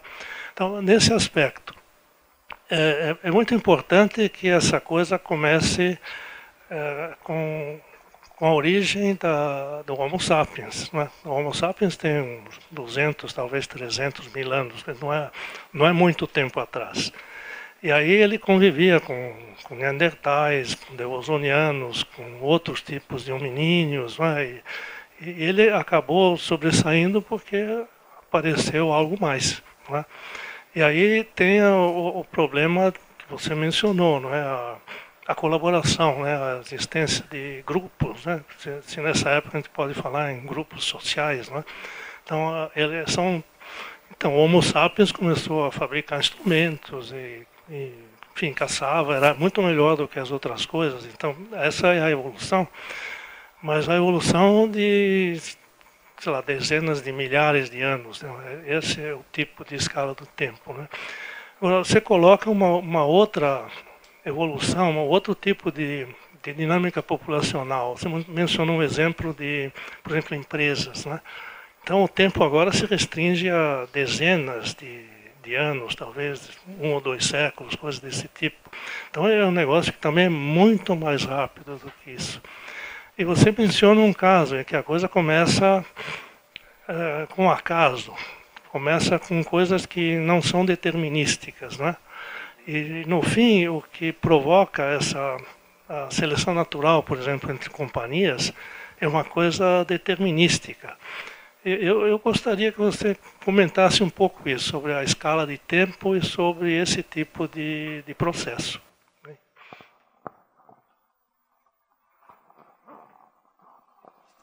Bom, vou tentar, mas até onde eu pude entender é que nisso que eu estou chamando de conjectura básica do Darwin, ele mencionou aqui que o Reinaldo mencionou que o Dennett chama de algoritmo. E o Ernest Mayr, que é o maior filósofo da biologia, diz que é um princípio. Nisso não tem essa questão do fator tempo. Existem processos, aparentemente, eu reagiria assim. Existem processos evolucionários que de fato são lentíssimos, principalmente naqueles, por exemplo, todas as descrições que a gente tem de como é que num processo evolucionário o próprio corpo humano foi se constituindo, né, ou das espécies que nos precederam, os nossos primos primatas. Quando você vê uma coisa como essa, de fato, mesmo que tenha tido esses momentos de... Estava escapando a palavra agora, em que dá uma acelerada, aí, como o cambriano, que você citou. Quanto a isso, não há dúvida. No terreno do biológico da vida, na maior parte do tempo, a evolução é nessas escalas. Mas, por exemplo, quando Edelman diz que um cérebro é um processo em permanente seleção de neurônios, bom, o único tempo que pode ser é o tempo de uma vida humana. É rapidíssimo nessa comparação. Eu não vi problema, eu não encontrei problema nisso, desde que, por processo darwiniano, evolutivo darwiniano, a gente esteja entendendo sempre essa coisa que eu vou repetir. Um processo em que surgem, de forma aleatória, inúmeras variações e que algumas dessas variações serão selecionadas por pressão determinística do ambiente, numa contradição, e que é daí que surgem as novidades. Então, aí, para aplicar isso às firmas, às empresas, que é o teu ponto, aí é sopa no mel. Porque o que os estudos evolucionistas na economia vêm mostrando é que o essencial, quer dizer, qual que é a instrução, no caso, que é replicada? É a rotina. Para o Darwin, por exemplo, o que ele chegou a citar foram os instintos sociais, principalmente com muita ênfase nos instintos sociais, o poder do raciocínio nos humanos, né? E ele também menciona, também enfatiza o altruísmo, uma coisa assim, onde ele conseguia enxergar, né? Mas os hábitos, que ele também enfatiza a questão dos hábitos, como podendo haver o mesmo raciocínio evolucionário que ele utilizou se aplicava também aos hábitos entre os humanos. E o que os evolucionistas da economia foram aos poucos entendendo é que, no caso das firmas, são as rotinas, esses... Está me escapando a palavra mais correta, mas, enfim, essas unidades de instrução, que são... É rotina mais do que criatividade, inovação e coisas desse tipo? Não, é porque, justamente, as inovações, quando elas surgem, são rotinas que foram selecionadas dentro de uma imensa variedade anterior. E que aí a discussão é o quanto que a pressão externa, que vai selecionar quais são as rotinas mais, vamos dizer, mais adaptáveis, que trazem mais vantagens, vem da pressão do chamado mercado. E uma outra coisa que também é um ponto de debate entre os economistas é que, no caso dessa... Por isso que os principais teóricos disso, no início, os primeiros, insistiam muito que eles estavam falando de analogia, e por isso eles se consideravam darwinistas parciais, se auto-intitulavam assim, que é o Nelson e o Winter, principalmente, é porque esse fenômeno da inovação ele é buscado, né? Quer dizer, a empresa também está buscando a inovação. E, nesse sentido, é diferente de um fenômeno natural qualquer, onde não existe essa busca intencional pela inovação. Mas, enfim, o que eu queria esclarecer é que a inovação selecionada vem desse mundaréu de rotinas que surge num processo inicial. Saindo da economia, se você vai para um cara como Douglas North, por exemplo, que tenta explicar os processos históricos tal, com base nas instituições, ele faz exatamente o mesmo, aplica o mesmo raciocínio para as instituições no sentido de regras. Então é o seguinte, para você interpretar a história do capitalismo, para ele o essencial é entender quais foram as instituições que foram sendo paulatinamente selecionadas nos processos, e quais, ao contrário, que foram sendo eliminadas. Eu vou ficar por aqui, mas eu queria só dizer, porque não apareceu... O professor Cordani, que inclusive foi diretor do IA, né, durante muito tempo, e está lá como professor sênior na Geociências, né, porque você não se apresentou e eu não tinha, na hora de dar a palavra, também não tinha feito essa apresentação. Vocês querem dizer alguma coisa? Eu queria só, então, te cutucar na questão da contradição entre o acaso e o determinismo, que você menciona na seleção natural, e que você também usa no final do livro para ilustrar o emergentismo, né?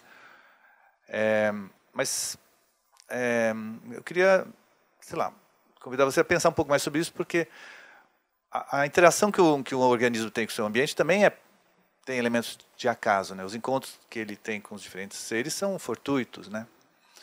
Agora, você tem ao nível, vamos dizer, você tem ao nível estatístico, talvez, né? Na média, você pode traçar algo que você pode chamar de determinista, né? Quer dizer, o ambiente tem uma pressão que na média, ela é constante, vamos dizer.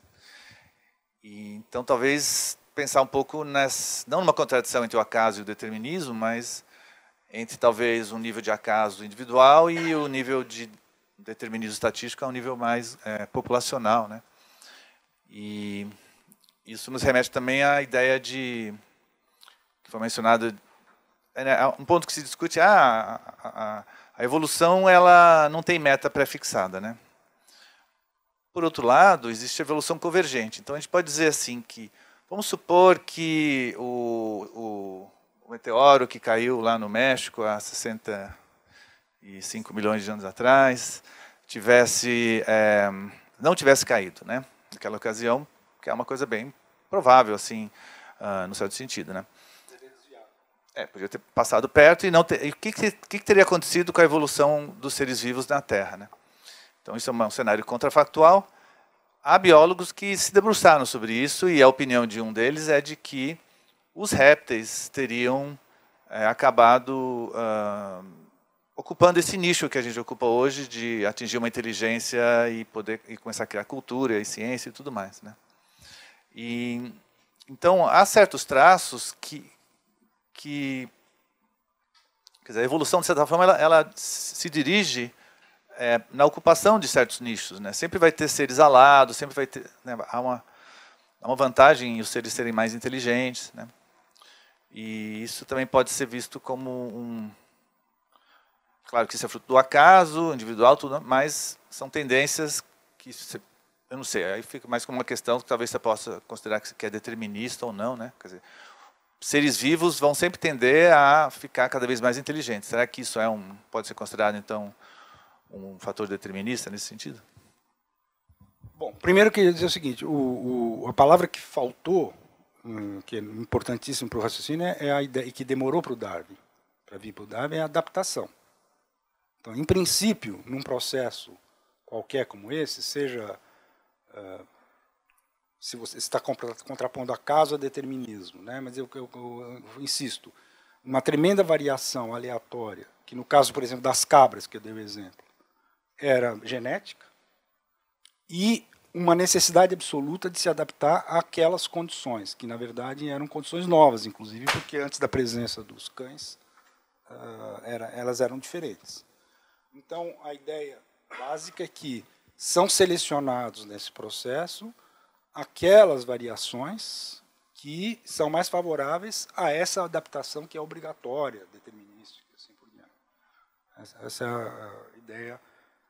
É uma contradição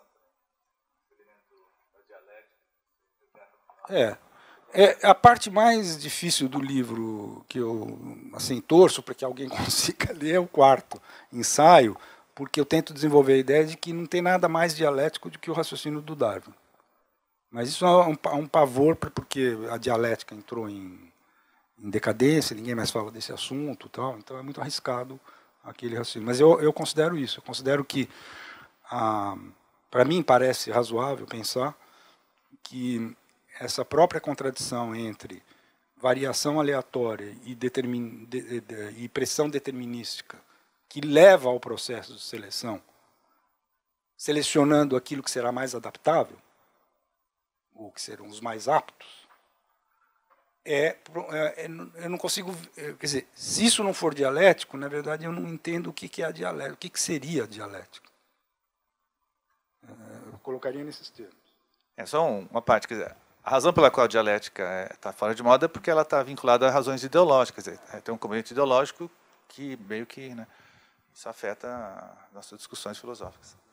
Mas então você mantém a ideia de que há uma contradição mesmo, em algum sentido, entre o acaso e o determinismo.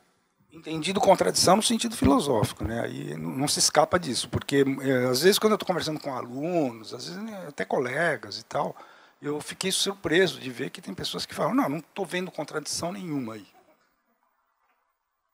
Uma das coisas, por exemplo, não faz muito tempo, o que era?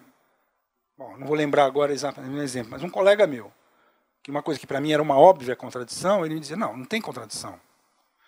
Não é contradição em termo. Bom, eu não preciso dizer isso para você, você está cansado de saber mais do que eu, em que sentido eu estou usando o termo contradição aqui. Né?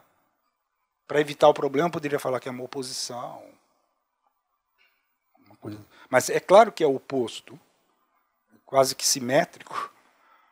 Você tem um processo de variação aleatória e um processo de pressão determinística do outro lado, e que é disso, do confronto dessas duas coisas, que resulta uma terceira coisa, que é a instrução a ser replicada. Não tem, porque essa história de dialética, até onde a gente pode voltar, teria que chegar no Hegel. E para o Hegel, ele usa lá uma palavra em alemão, que eu não sou capaz de pronunciar, mas está citada no livro, que tem vários sentidos, mas um dos sentidos é esse. E também eu procuro mostrar no fim que existem contradições de vários tipos, contrariamente a que o marxismo do século XX fez passar, que só existia contradição que fosse antagônica. Não, as contradições levam a movimentos diferentes, por exemplo, cíclicos, ondulatórios e assim por diante. Mas aí, realmente, a nossa conversa ficaria muito árida, e você tinha citado um outro ponto. Não. Tinha uma outra coisa que você falou que eu queria comentar, mas que agora está me escapando. Você quer falar, Rema? Não, tem só um elemento nessa coisa da aleatoriedade de um lado e a pressão seletiva do outro que falta para a equação fechar. É meio óbvio, mas acho que vale a pena citar. Que é a possibilidade de você transmitir a informação que está lá bagunçada desse lado para esse outro lado com algum grau de fidelidade. Porque se você não tem isso, não adianta. Não adianta você ter a pressão seletiva para cá e o acaso para cá, se você não tem algum meio de, se não de alta fidelidade, pelo menos de média fidelidade, vai para você passar. Acho que é bom ressaltar também essa coisa lógica. Quanto à evolução da inteligência, que é um tema que me interessa também, o problema também é que o nosso N é igual a 1, né? A gente só tem um planeta aqui. A gente está olhando, nesse momento, tentando olhar para o resto da galáxia. Eu tendo a achar que, como ninguém falou com a gente ainda, talvez o nosso N vá continuar 1, pelo menos na galáxia. Mas não sei, acho que o que falta para a gente realmente entender isso e saber se é convergente, se tem algum grau de necessidade nessa evolução de uma inteligência semelhante à nossa, é a gente aumentar a nossa amostragem.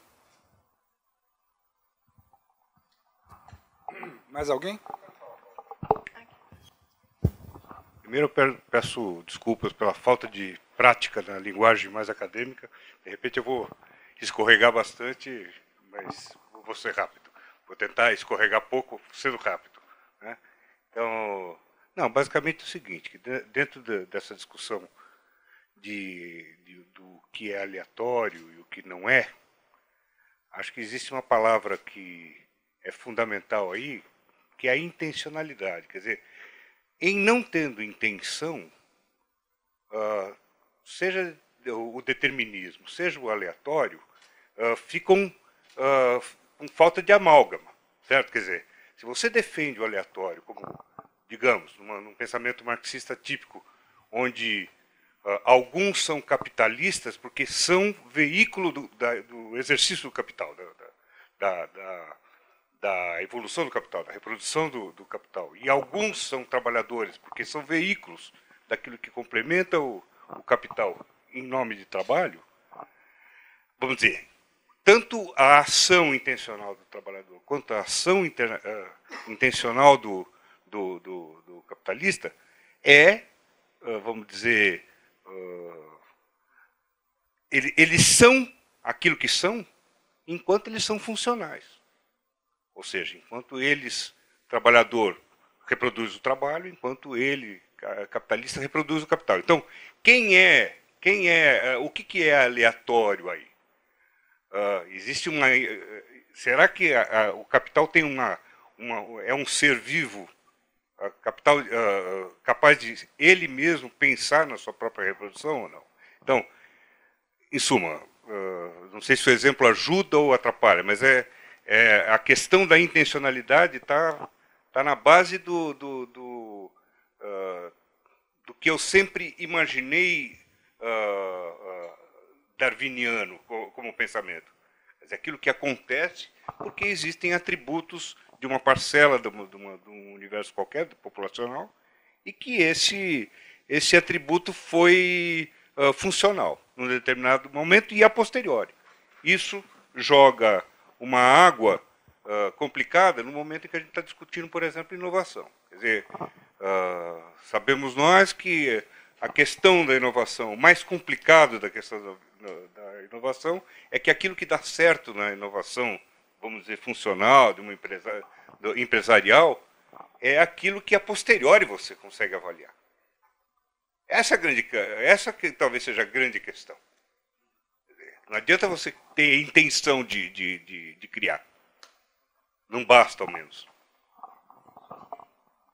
Eu sou Breno Ragorodski. Breno, eu não sei se vocês querem reagir, mas eu vou evitar o teu exemplo, que eu acho muito complexo, e vou para um bem simples, né? No caso que eu citei, que foi o que permitiu ao Darwin ter o estalo, que é o exemplo das cabras lá naquela ilha, e depois chegam os galgos e tal. Tem algum tipo de intenção nisso? A rigor, você pode dizer que a cabra tem a intenção de sobreviver. Aí depende muito do que a gente está usando a palavra intenção. Mas, enfim, a cabra está querendo sobreviver, portanto, ela luta pela sobrevivência dela, e nesse processo, na prole dela, serão selecionados as características, né? Depois a gente descobriu que são genes, que serão os mais favoráveis para uma adaptação naquelas circunstâncias. Né? Não cabe aí a palavra inovação, acho, nesse exemplo que eu estou dando. Mas, enfim, se for julgado que a questão da intenção é muito importante, aí eu acho que é uma discussão parecida com o que eu acho que a gente esbarra quando eu dei o exemplo que, entre os materialistas darwinianos, que eu respeito muito e examinei, tem posições extremas em relação à questão da consciência. Eu me pergunto se o que a gente chama de consciência, se cada um deles está exatamente chamando a mesma coisa de consciência. Mas, enfim, eu não sou capaz de avançar nisso e, provavelmente, com a ajuda do Oswaldo, daqui a alguns anos eu vou ter uma resposta um pouco mais razoável. Uma coisa curiosa que talvez eu veja menos distância entre as situações do que o Eli, pelo seguinte, tudo bem, a cabra tem a intenção de sobreviver, provavelmente tem até um cérebro até relativamente complexo ali e consciente, não muito diferente do nosso, mas o que ela não tem é controle sobre quais genes dela vão ser os bons ou não para aquela situação. E no caso da inovação, a mesma coisa. Tudo bem, está lá o empresário tentando inovar e tal, mas na verdade, ele não tem como saber de antemão o que vai passar pela peneira e vai ser bem sucedido lá na frente ou não. Então, tudo bem, a situação empresarial, econômica é mais complicada, mas não tem tanta distância assim entre uma coisa e outra, talvez. Não sei.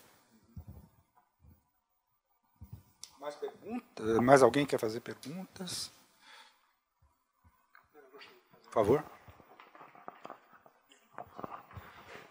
Quando a gente olha o materialismo darwiniano... Se identifica por causa da... Gregório Mazzucco. Quando a gente fala de materialismo darwiniano, especificamente na biologia, e falando de acaso, é difícil fugir da química orgânica, é difícil fugir do carbono, da riqueza do carbono. O carbono é diferente de todos os outros elementos na tabela periódica, né? Aí a gente vai para a natureza humana, para um materialismo darwiniano que não seja biológico, né? Aí você falou de natureza humana. Eu não sei, essa expressão me parece um pouco rígida, né? E aí eu gostei quando foi falado do que o homem é 100% biocultural, né? Como uma emergência, é alguma coisa nova, não é nem biologia e nem cultura. É biocultural, é alguma coisa diferente dos outros animais. O que eu colocaria aqui o que eu acho difícil relacionar o darwinismo com essa evolução humana. O próprio Foucault, ele fala que o homem é uma invenção muito recente, né? Quer dizer, a gente, até 150 anos atrás ninguém estudava o homem. Estudava-se Deus, estudava-se a natureza. E aqui a gente falou muito de Deus e natureza, né? Mas e o homem, né? Como fica nessa evolução? Antes, eu acho que o Reinaldo que vai poder responder direito, mas eu só queria fazer uma pequena observação. Quando a gente fala que é biocultural, não é só humano, né? O fenômeno idêntico ocorre numa série de outras espécies, e inclusive não primatas, né? Que você identifica coisas com esse componente que você está chamando de cultural. E isso ficaria muito mais forte ainda se fosse admitido pelos biólogos a ideia que eu disse aqui, que é uma das duas grandes controvérsias do meu ponto de vista, que é a da Jablonka com a Lembre, né, que é das 4 dimensões. Quando elas explicam a terceira dimensão, que é a dimensão comportamental, do jeito que elas colocam ali, muitos animais, e eu até desconfio que, inclusive, tem lido coisas aí mais recentes, não sei se você vai confirmar ou não, que mesmo plantas, né, aí eu não iria tão... não iria tão longe nesse caso, mas no caso dos animais, isso que a gente está caracterizando como biocultural é mais frequente do que a gente poderia supor. Só uma observação, como é que se diz assim, en passant, porque quem vai poder realmente comentar a tua intervenção é o Reinaldo. Tomara que eu consiga. Chimpanzé deixa registro arqueológico. Nos últimos anos, o pessoal tem visto que tem artefatos feitos por chimpanzés com 4.000 anos ou mais, escavados por arqueólogos lá na Costa do Marfim, né? Golfinhos ensinam seus filhos a usar... Aliás, golfinhas, né, fêmeas, a usar esponja para pegar coisa lá no fundo do mar e tal.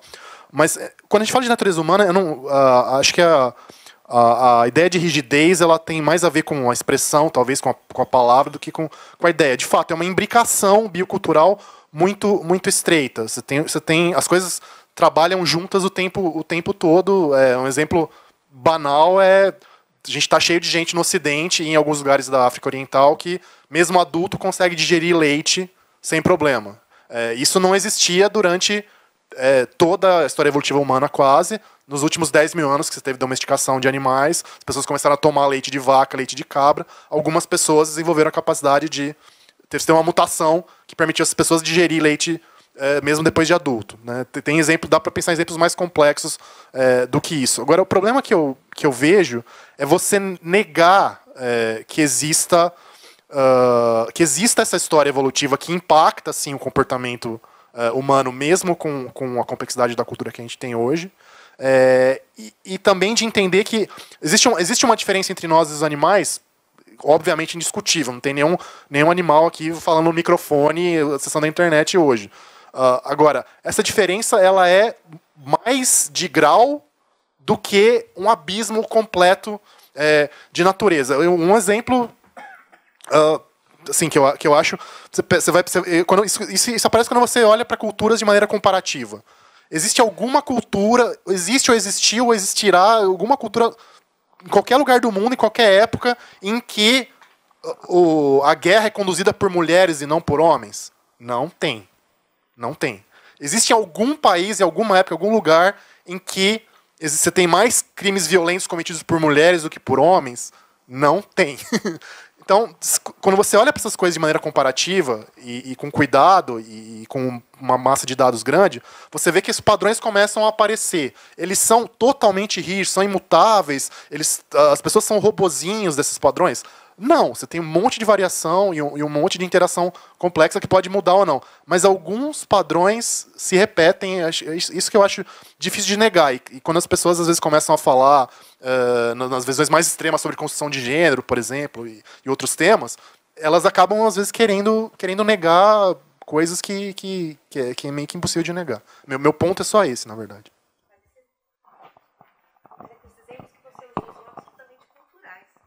Das mulheres nunca terem feito guerras, etc., é absolutamente, contundentemente cultural. Só uma coisa, Uau. quem está falando é Célia. Não é controlado pela cultura. Uau. Célia Carvalheiro, né? Cavalheiro. De novo, em média, que tá. As pessoas não discutir testosterona. Não, mas é uma coisa que influencia o comportamento. Determina comportamento? Não determina. Eu posso perfeitamente, mesmo com o nível de testosterona mais alto, controlar os meus impulsos violentos e não sair dando porrada na cabeça das pessoas. Mas que influencia. Seu cérebro é uma entidade biológica. Seu cérebro é que faz você se comportar de uma maneira ou não. Então lógico que eu estou ressaltando aqui, não é rígido do ponto de vista de que você é um robô controlado tal. Mas olhando para populações, para o grosso das populações, as tendências estão presentes. É meio que impossível de negar. Lógico, e varia de pessoa. Lógico, varia. Pessoas não são populações. Cada pessoa é um conjunto genético e cultural também, e social, do contexto familiar dela, único. Então, ela é perfeitamente possível e capaz dela não se comportar de acordo com a média populacional. Mas quando você olha para um monte de gente, os padrões aparecem. O Darwin chega a dizer que, no caso da espécie humana, a seleção natural se aplica de forma parcial, enquanto que para as outras espécies ela é absoluta. Eu acho que é aí que mora o maior problema. Esse parcial quer dizer como é que essas coisas se relacionam, etc. Eu acho que existem uma série de estudos que conseguem até chegar a determinar o quanto um determinado fenômeno é determinado por razões biológicas ou não, mas essa polêmica é uma polêmica inconclusiva, não tem como terminar, não tem como a gente chegar a um acordo sobre isso. Você quer dizer alguma coisa? Não te ocorre nada? Eu estou encafifado aqui porque tinha uma questão que tinha aparecido que eu queria muito comentar e não estou olhando 10 mil vezes para as minhas notas e não consigo lembrar. Então, por acaso, se tiver algum de vocês tiver como salvar a situação.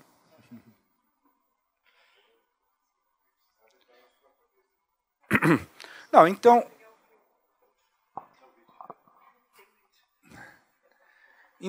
eu não sei, assim, se vocês concordarem, a gente vai se encaminhando para um fim, porque eu queria mais era, de certa forma, assim, quase como uma recomendação aos que estão aqui, certamente muito interessados no assunto, e aqueles que acompanharão depois, ou estão acompanhando na transmissão online agora, ou virão acompanhar tal, recomendar muito a leitura da autobiografia do Darwin, que é... essa edição em inglês é finíssima, né? É uma coisa que a gente, na verdade, lê em algumas horas. É uma coisa... Mas eu notei, ao fazer esse trabalho, que ela não é assim tão... Existe uma edição em português, aparentemente, eu vivo comparando as duas e a impressão é que a tradução é boa. O que eu não gostei aqui foi a introdução de um grande cientista, acho que de Pernambuco, chamado Ricardo Ferreira. Acho que a introdução dele não corresponde ao documento, mas enfim. Mas isso era a minha quase que dica final aí. Mas vamos ver o que vocês querem complementar com alguma coisa. Ou estão sendo vencidos pelo cansaço, não sei.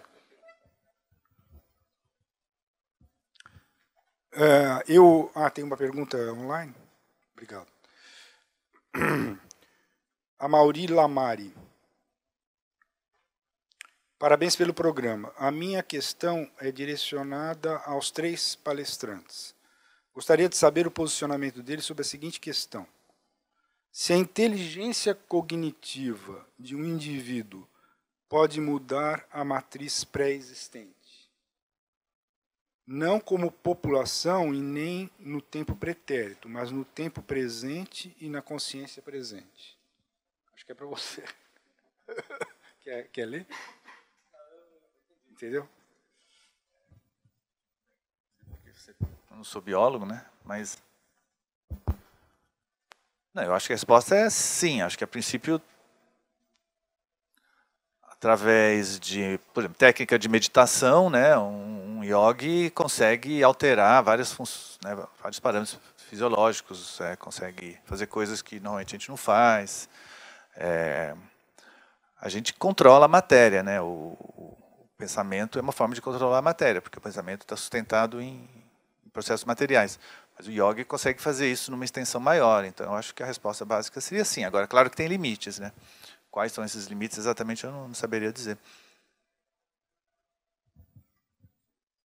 Na verdade, a minha pergunta seria o que a gente está entendendo exatamente por inteligência cognitiva.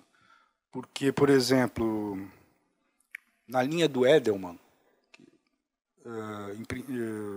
aí ficaria uma dúvida sobre o que é essa inteligência cognitiva, porque há muito a ideia de que a força disso que está sendo chamado aqui de matriz pré-existente é imensa. E que, portanto, embora esteja... isso foi motivo, essa questão não tanto dos yogi, mas, por exemplo, no caso dos budistas, em que houve até uma grande controvérsia quando o pessoal das neurociências queria convidar o Dalai Lama para comparecer a um congresso. Isso acabou não indo, né? Mas causou uma grande polêmica entre eles. Ainda tem muita colaboração. Por quê? Porque pesquisas estariam mostrando que quem pratica muita meditação, né, no caso aí, budistas é um caso, mudaria coisas, teria impactos no cérebro que normalmente não eram cogitados. Você acompanhou essa coisa? Quer dizer alguma coisa?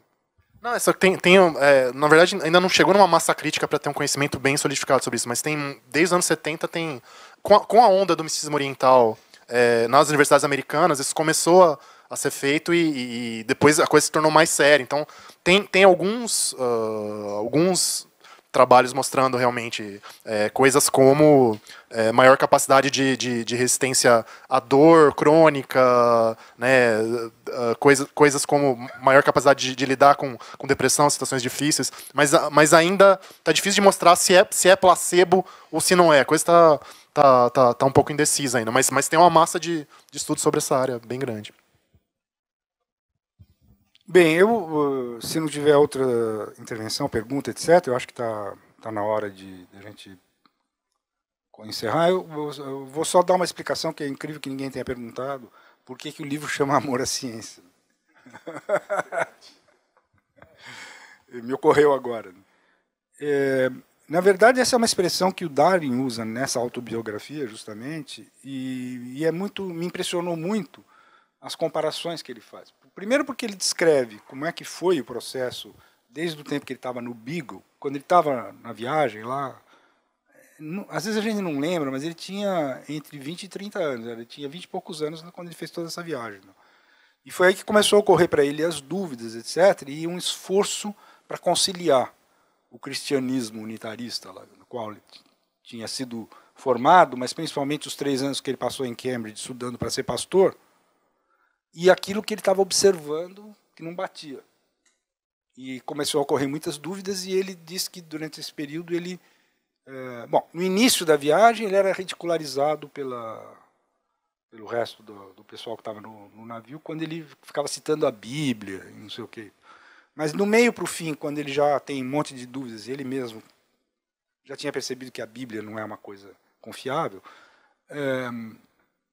e que ele ficou fazendo um certo esforço para encontrar a possibilidade, eventual conciliação. Ele fala assim, que ele tanto sonhou quanto teve alucinações, acho que a palavra não é essa, com essa possibilidade de uma conciliação entre, vamos dizer, aquela crença que ele tinha adquirido até ali e a ideia de que ele estava vendo as espécies se modificarem, embora ali ele ainda não tivesse nenhum tipo de explicação, mas ele estava notando que, por exemplo, esse dogma de que alguém teria criado os animais do jeito que eles são hoje era totalmente falso, né?